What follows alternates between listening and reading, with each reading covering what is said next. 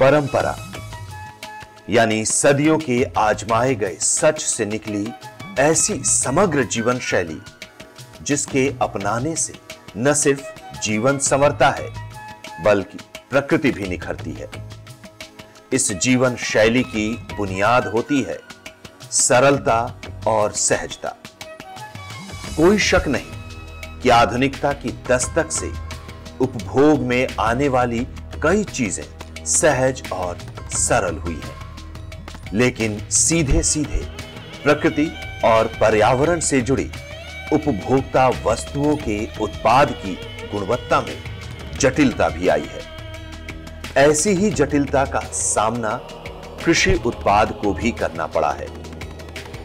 इसका प्रत्यक्ष प्रभाव स्वास्थ्य पर पड़ा है और अप्रत्यक्ष प्रभाव से वातावरण भी बच नहीं पाया है। हरित क्रांति के बाद कृषि सरल हो गई, जमकर रासायनिक खादों और कीटनाशकों का प्रयोग किया जाने लगा। इससे उत्पादन निश्चित तौर पर बढ़ा, लेकिन फसलों की गुणवत्ता इतनी प्रभावित हुई कि हमारे खाद्य पदार्थ तरह तरह की बीमारियों के कारण बन गए।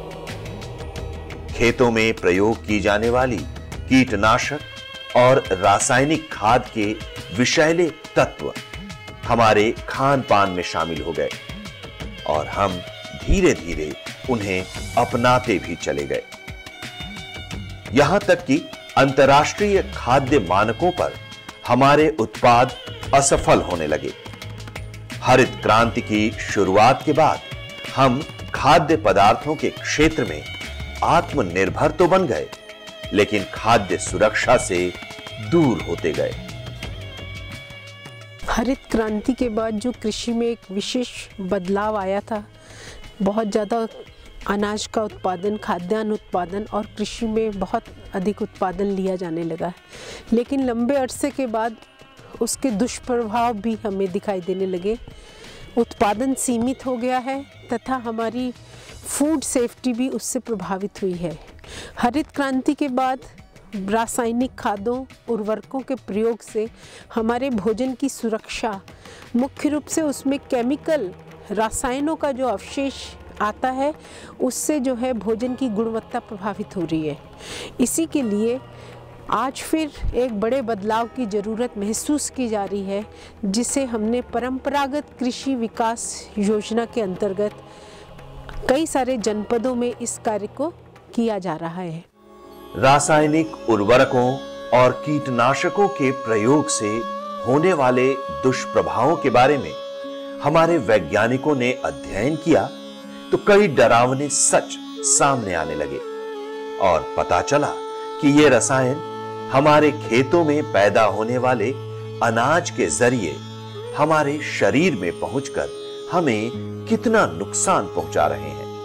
अंधाधुंध प्रयोग से जो है हमारी भोजन की गुणवत्ता प्रभावित हुई है।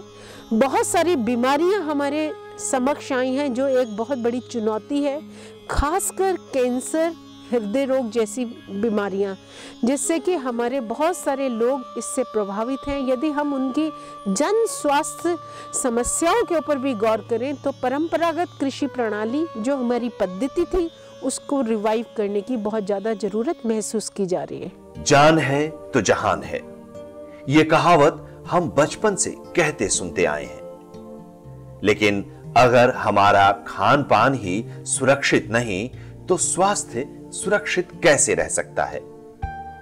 जानबूझकर हम रासायनिक खादों और कीटनाशकों के इस्तेमाल से उगाए गए अनाज और सब्जियां और फल खा रहे हैं, क्योंकि हमारे पास इसके अलावा कोई विकल्प भी तो नहीं है।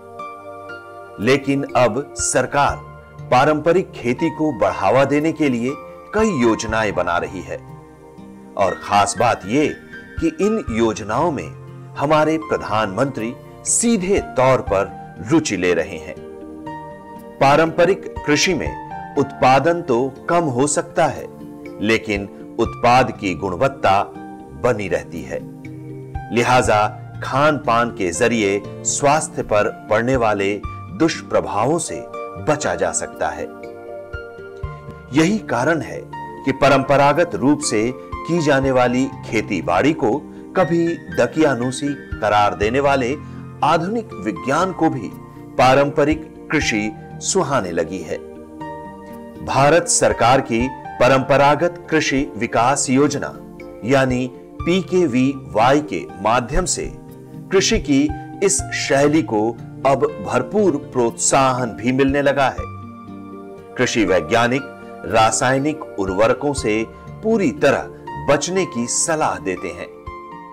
मुख्यतः दो तरह से जो है हमारे रसायन हैं वो खेतों में प्रयोग किए जाते हैं।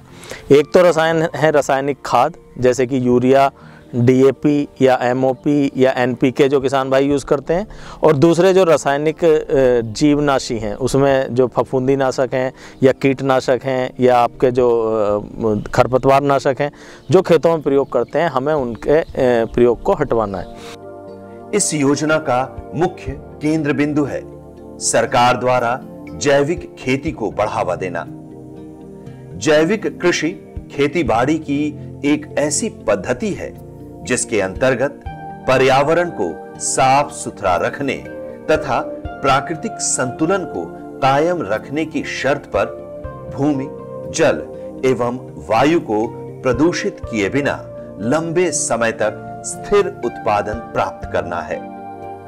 जैविक खेती में रसायनों का उपयोग कम से कम तथा आवश्यकता के अनुसार ही किया जाता है।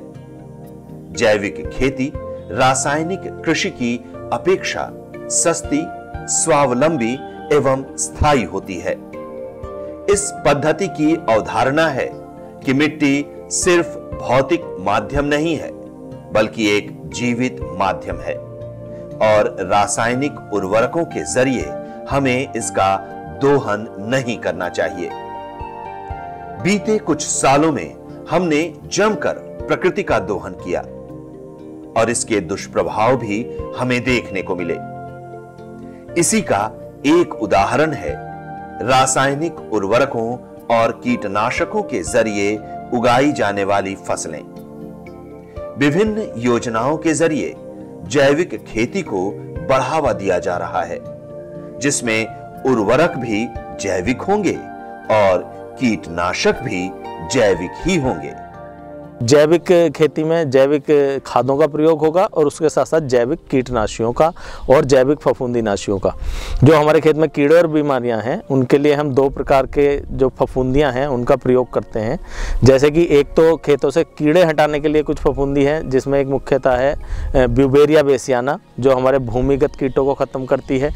उसके बाद दूसरी है वर्टिसिलियम जो कि हमारे रस चूसक कीटों को मारती है, और उसके अलावा फिर हमारे पास एक ट्राइकोडर्मा फफूंदी है जो कि हमारे खेत में उत्पन्न होने वाली विभिन्न प्रकार की बीमारियों के लिए प्रयोग की जाती है। चाहे वो खेत में बीमारी ज़मीन से या भूमि से आई हो या फिर वो पत्तों पे आई हो या फिर वो हवा द्वारा आई हो, इन सभी के रोकथाम करने के लिए हम ट्राइकोडर्मा का प्रयोग अपने खेतों में किसान भाइयों से करवाते हैं।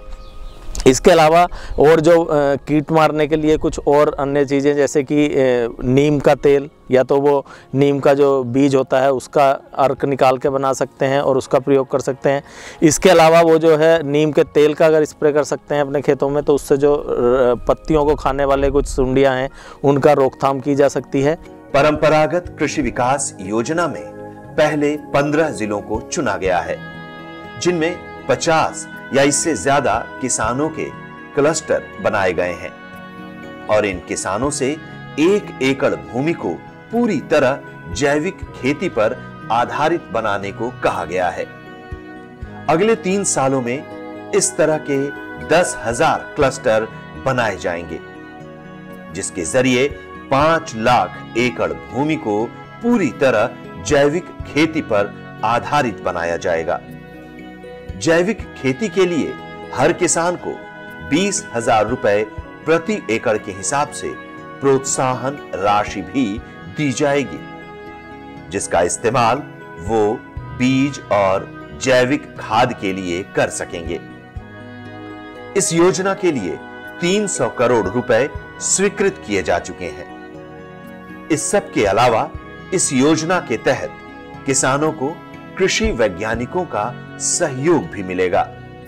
भारत सरकार की तरफ से एक परंपरागत कृषि विकास योजना के लिए जो है कुछ एरिया यहाँ चयन किया गया है हमारे उत्तर प्रदेश में।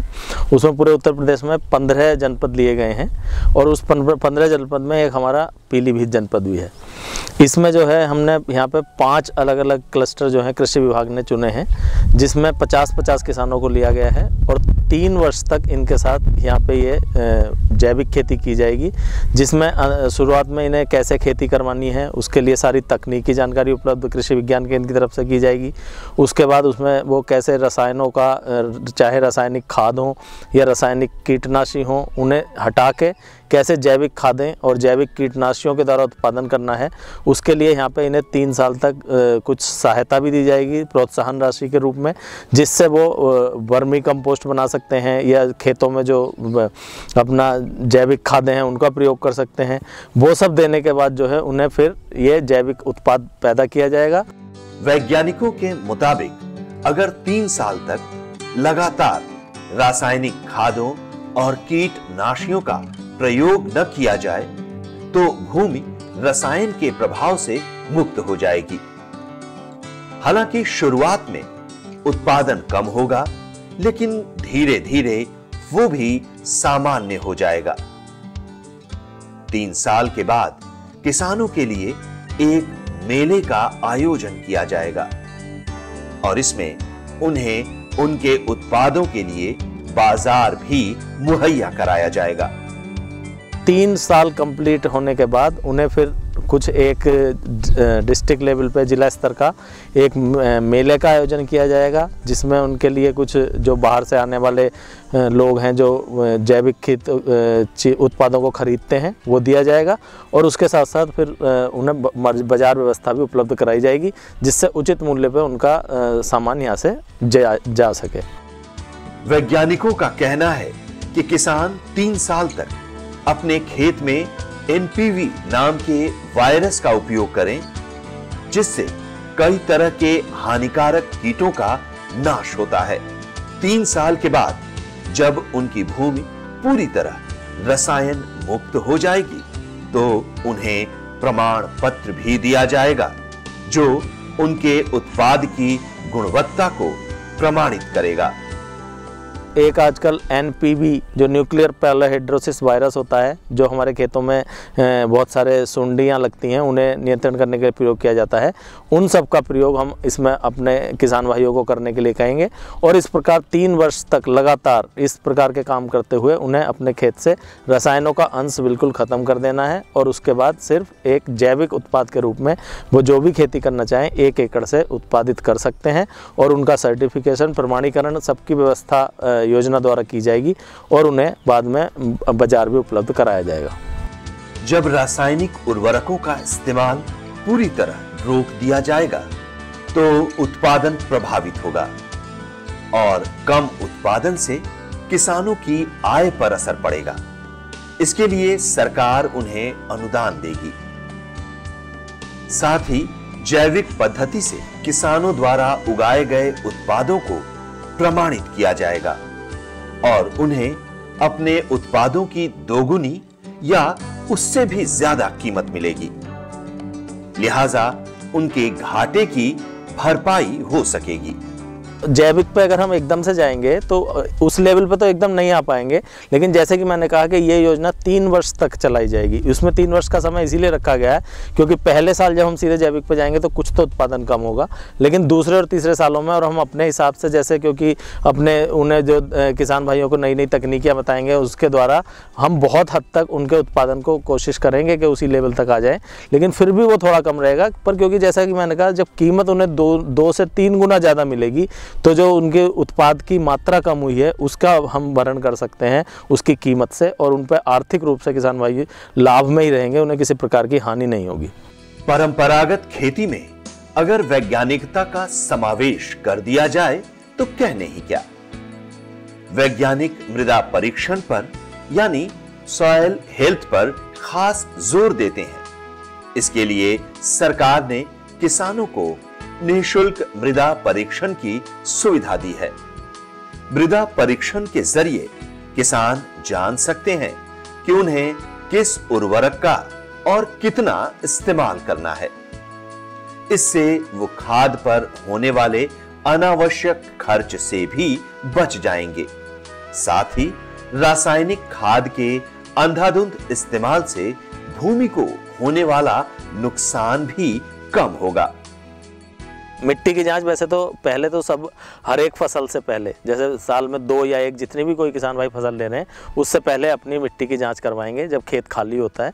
और उससे जांच करवाने के बाद जब हम 2-3 साल का उसका पूरा हमारे पास रिकॉर्ड रहेगा, तब हमें अच्छे से उसके खेत का पूरा, जैसे हम अपने अस्पताल में किसी रोगी का एक कार्ड बन जाता है, उसी प्रकार का कार्ड जब हमारा मृदा का होगा तो हमें उसका हिस्ट्री या इतिहास भी पता रहेगा उस खेत का, और भविष्य में हमें किस प्रकार से किस दिशा में उर्वरकों का उपयोग करना है, ये भी हमारे पास एक बढ़िया साधन हो जाएगा। अगर बात कृषि की हो और वो भी परंपरागत कृषि की, तो पशुपालन उसका अभिन्न अंग माना जाता है, क्योंकि परंपरागत कृषि और पशुपालन एक दूसरे के पूरक होते हैं। गाय भैंसों के जरिए जहां एक तरफ किसानों को दूध और उसके उत्पाद भरपूर मात्रा में मिलते हैं, दूसरी तरफ उनके गोबर से अच्छी किस्म की खाद भी उपलब्ध हो जाती है। जैविक खेती में गोबर की खाद एक अहम भूमिका निभाती है। वैज्ञानिकों का यह भी कहना है कि गाय का मूत्र फसलों में एक बेहतरीन कीटनाशक का काम करता है। पशुपालन का संबंध सिर्फ दुधारू पशुओं से ही नहीं, बल्कि भेड़, बकरी और शूकरों के मल मूत्र भी खेतों में अच्छे उर्वरक का काम करते हैं। तो अगर किसान थोड़ी सी भूमि पर पशु चारा उगाएं और कृषि के साथ साथ पशुपालन को भी अपनाएं, तो दोगुना लाभ कमा सकते हैं। यदि हम गाय भैंसों की बात करें तो उनसे जो गोबर प्राप्त होता है वो गोबर की सड़ी तैयार खाद, बर्मी कंपोस्ट, नैडप कंपोस्ट आदि के रूप में हम खेत में इस्तेमाल कर सकते हैं। गौमूत्र एक प्रभावशाली कीटनाशी रसायन हो सकता है। कीटनाशी हमारा जो कि हमारे रासायनिक कीटनाशकों के बदले में हम प्रयोग कर सकते हैं। कृषि विविधीकरण में सिर्फ दुधारू पशुओं के अलावा हम बहुत सारे और पशु जैसे कि बकरी, भेड़, शूकर और मुर्गी पालन का कार्य भी कर सकते हैं, जिनसे प्राप्त होने वाला मलमूत्र हमारे खेतों की उर्वरा शक्ति को बढ़ाने में मदद करेगा तथा कृषि उत्पाद में भी कोई और रासायनिक अवशेष नहीं आएंगे तथा भोजन की गुणवत्ता भी बनी रहेगी। किसानों को पशुपालन सिर्फ आर्थिक लाभ के लिए ही नहीं करना चाहिए, बल्कि दूध और उसके उत्पादों का इस्तेमाल अपने खान पान में भी करना चाहिए। इससे भोजन की गुणवत्ता बढ़ती है, क्योंकि दूध में कई ऐसे खनिज लवण होते हैं जो खास तौर पर महिलाओं और बच्चों के अच्छे स्वास्थ्य के लिए आवश्यक होते हैं। कृषि के साथ साथ पशुओं से प्राप्त जो उत्पाद है, जैसे कि दूध जो है वो बहुत ही पौष्टिक आहार है, विशेषकर महिलाओं और बच्चों के लिए। दूध से प्राप्त होने वाला कैल्शियम मानव के लिए एक मुख्य खनिज लवण है जो उसकी हड्डियों और विकास में सहायक होता है। बच्चों में कैल्शियम की कमी से रिकेट्स नाम की बीमारी हो जाती है, जिसमें उनकी हड्डियों में विकार आ जाता है, जैसे कि नॉकनीज और बो लेग्स, जिससे हड्डियों में थोड़ी सी विकार सी स्थिति आ जाती है। महिलाओं में ऑस्टियोपोरोसिस नामक बीमारी हो जाती है तथा दूध व दूध से बने पदार्थों का सेवन हमें नियमित रूप से करना चाहिए। इसके लिए हमें अपने घरों पर दुधारू पशुओं को पालना चाहिए। इसके अलावा मुर्गी पालन, मुर्गी से प्राप्त अंडे एक अच्छा पौष्टिक आहार है, जिसमें उच्च गुणता का प्रोटीन, लौह तत्व, विटामिन बी, खास करके राइबोफ्लेविन आदि तत्व प्राप्त होते हैं। इसके अलावा सल्फर, जो कि बहुत ही आवश्यक क्रियाओं के लिए शरीर के लिए उपयोगी होता है, उसको हम बाहर से खरीदकर यदि हम पशुओं के उत्पाद नहीं खा सकते तो कम से कम अच्छे पोषण के लिए हम घर पर ही पशुपालन का कार्य कर सकते हैं। जैविक खेती में फसल चक्र का भी बहुत महत्व होता है। अगर किसान अपने खेतों से बार बार एक ही तरह की फसल लेते रहेंगे तो खेत की उर्वरा शक्ति कम हो जाएगी। इसीलिए गेहूं या धान की फसल के बाद दलहनी फसलें उगाना जरूरी होता है। ऐसा करने से दो फायदे होते हैं।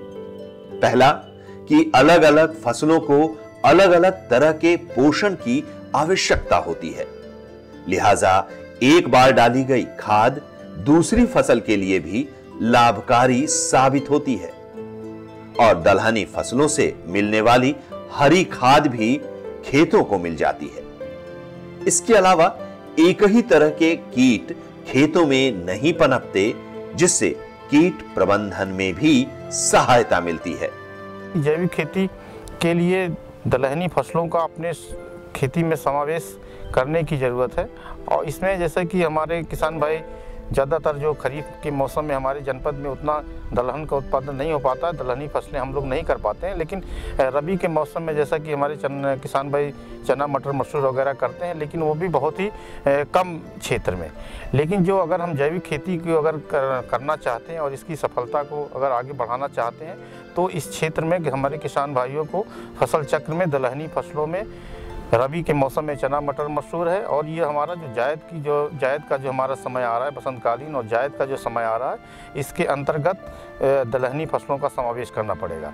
इसमें सबसे ज़रूरी है कि जैसे कि हमारा दलहनी फसलों में जायद में उड़द और मूंग बहुत ही मुख्य फसल है और इस ऋतु में इसको बुआई कर करके और इससे उत्पादन भी अच्छा ले सकते हैं और इसके लिए आगे के लिए जैविक विधि से अगर हम खेती करते हैं तो इसके लिए आगे हम एक अपने खेत को अच्छी तरीके से तैयार भी कर सकते हैं। इसके लिए जैसे कि हमारा और हरी खाद का भी इसकी दलहनी फसलों को अगर हम जो है बुआई करते हैं तो इससे हम इसको एज ए हरी खाद भी प्रयोग कर सकते हैं। तो किसान भाइयों को ये चाहिए कि वो अपने फसल चक्र में अवश्य परिवर्तन करते हुए और दलहनी फसलों की बुआई के लिए भी अपनी मन स्थिति बनाए, जिससे कि वो अपनी ज़मीन की उर्वरा शक्ति को बढ़ा सकें और कुछ जैसे कि दाल की भी समस्या काफ़ी हो रही है, दाल की समस्या का भी समाधान हो के द्वारा फिर जो ज़मीन में जीवांश पदार्थ की मात्रा की बढ़ोतरी, उससे हम अपने उर्वरकों की जो मात्रा, हम रासायनिक उर्वरकों की मात्रा का जो प्रयोग करते थे उसको हम न कर करके हम इससे दाल का उत्पादन, दाल की दलहनी फसलों को बो करके कर सकते हैं। जैविक खेती को प्रोत्साहन दिए जाने की सरकारी योजना को सफल बनाने के लिए किसानों की तरफ से अहम योगदान की जरूरत है। इससे किसान खुद तो लाभान्वित होंगे ही, साथ ही स्वस्थ देश और समाज के निर्माण में अपनी भागीदारी सुनिश्चित कर सकेंगे।